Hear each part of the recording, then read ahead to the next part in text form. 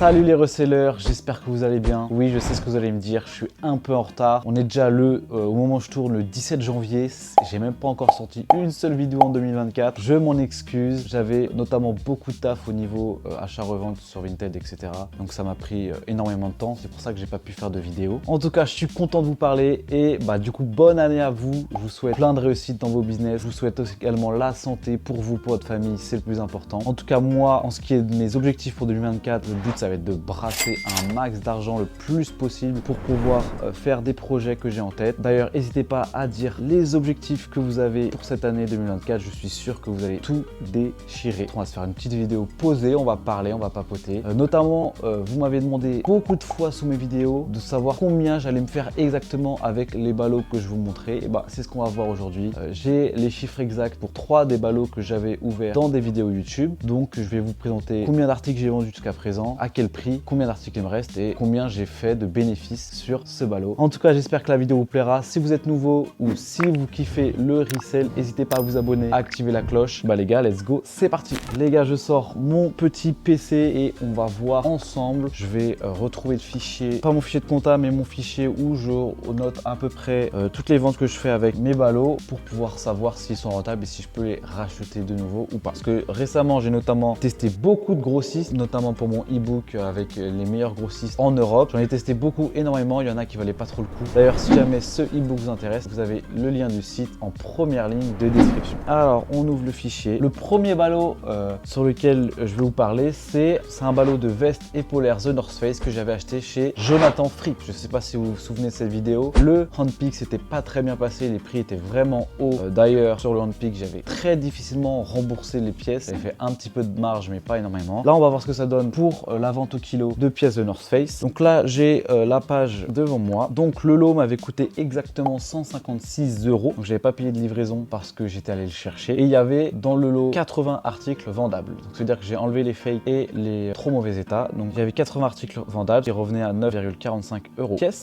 Donc sur ces 80 articles, il m'en reste actuellement 29. Donc j'en ai vendu, si mes calculs sont bons, 51. Donc j'ai vendu une bonne partie de ce ballot. Ça fait quand même un peu de temps que je l'ai. Il faut savoir que les pièces qui me restent, les 29, c'est des pièces qui étaient la plupart en grade B. J'ai très peu de pièces encore sur mon Vinted de ce ballot. C'est des pièces qui étaient en grade B que je garde et que je garde de côté pour rattraper les petites déchirures et les petites taches. Et j'attends d'en avoir une assez grande quantité pour pouvoir les amener à la laverie. C'est pour ça qu'il m'en reste encore, sinon il me restait quasiment plus de pièces. Donc pour ce ballot, j'ai vendu pour un total de 1593 €. Donc par rapport aux 756 € d'investi. Donc j'ai fait un bénéfice de 837 €. Donc j'ai fait plus qu'un x2 pour l'instant, sachant qu'il me reste encore 30 pièces à vendre et je sais que je vais pouvoir les vendre. Donc si on compte environ 25 € pièce sur les pièces que j'ai pas encore vendues, donc 30 x 25, on est sur du 750 €, semble. Ouais, 750 €, qui va me faire plus d'un x3 largement avec ce ballot. Donc ce ballot, il était très bien parce que ça se vend très rapidement. x3. Donc franchement, pour ce premier ballot, on s'en est très bien sorti quand même. Maintenant, on passe tout de suite au deuxième lot. Alors ce deuxième lot, c'est un lot mix grade A, grade B que j'ai chez un de mes grossistes dans le e-book. C'est un des grossistes que j'utilise le plus en ce moment. Donc c'était un lot que j'ai payé pour 65 articles vendables. J'ai payé 465,9 € plus 150,95 € de douane et de livraison, qui fait un total de 616,85 €. Alors sur les 65 articles, il m'en reste 31, donc j'ai vendu plus de la moitié du ballot. Exactement le même processus que pour le ballot de The North Face. Vu que c'était un mix grade A, grade B, il y avait pas mal d'articles grade B que j'ai gardé et que je vais nettoyer dans pas longtemps et que je vais pouvoir mettre en vente. Donc c'est pour ça que j'ai encore pas mal d'articles qui ne sont pas vendus. Et on se retrouve avec, pour ce ballot, donc qui m'a coûté 9,49 € pièce, j'ai déjà vendu 1135 € de pièces, donc pour les 616 € investis. Donc on est quasiment au x2 là, alors qu'il me reste encore 31 pièces à vendre. Je vais vendre environ, je pense, 20 € pièce. Donc on va largement dépasser le x3 avec ce ballot encore. Bien sûr, j'ai oublié de préciser, il faut à chaque fois enlever les charges, donc les cotisations sociales, etc.